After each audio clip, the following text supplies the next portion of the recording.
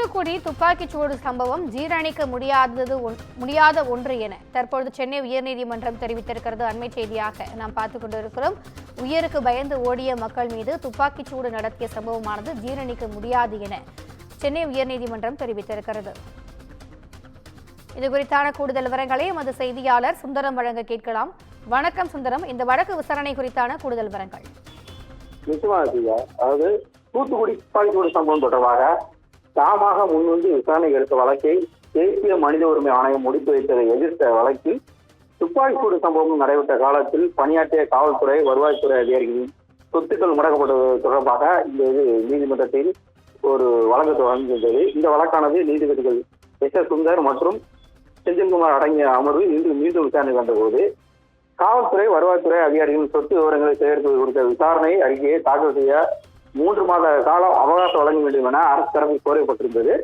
இதை ஏற்றுக்கொண்ட நீதிபதிகள் அதிகாரிகள் தங்கள் சொத்து விவரங்களை தெரிவிக்க வேண்டும், அந்த சொத்துக்களை வாங்குவதற்கான வருவாய் ஆதாரங்களை லஞ்ச ஒழிப்புத்துறையினர் விசாரிக்க வேண்டியுள்ளது என கூறி அதிகாரிகளின் சொத்து விவரங்கள் குறித்த அறிக்கையை தாக்கல் செய்ய லஞ்ச ஒழிப்புத்துறைக்கு 3 மாத கால அவகாசம் வழங்கி உத்தரவிட்டனர். இப்போது லஞ்ச ஒழிப்புத்துறை விசாரணைக்கு அரசு செயலர் டிஜிபி ஆகியோர் முழு ஒத்துழைப்பு வழங்க வேண்டும் என்றும் நீதிபதிகள் உத்தரவிட்டிருந்தனர். மேலும் சிபிஐ விசாரணை ஏற்றுக்கொள்ளத்தக்கதாக இல்லை என்று தெரிவித்த நீதிபதிகள் லஞ்ச ஒழிப்புத்துறையின் விசாரணை நியாயமாக நடத்தப்பட வேண்டும் என்றும் அறிவுறுத்தினர். மேலும் உயிருக்கு பயந்து ஓடிய மக்கள் மீது துப்பாக்கிச்சூடு நடத்தியதை ஜீரணித்துக் கொள்ள முடியாது என்றும் இதுபோல் இதற்கு முன் கேள்விப்படவில்லை என்றும் தெரிவித்த நீதிபதிகள் எதிர்காலத்தில் இது போன்ற சம்பவங்கள் நடக்கக்கூடாது என்பதற்காகவே இந்த வழக்கு விசாரணையை எடுத்துள்ளதாக குறிப்பிட்டனர். மேலும் பாதிக்கப்பட்டவர்களுக்கு இழப்பீடு கொடுத்த வழக்கை முடித்து வைத்து எப்படி நியாயம் என கேள்வி எழுப்பிய நீதிபதிகள் காவல்துறையினர் தங்கள் தவறை உணர வேண்டும் என்று நீதிபதிகள் தெரிவித்தனர். மேலும் கடந்த 2009 முதல் 2014 ஆண்டு வரை அனுமதியின்றி தொழிற்சாலை செயல்பட்டுள்ளது. ஒரு தனிநபரின் கட்டுப்பாட்டில் அரசு இயந்திரம் செல்வது சமூகத்துக்கு மோசமானது என்றும் தான் எங்கள் கவலை என்றும் நீதிபதிகள் தெரிவித்தனர்.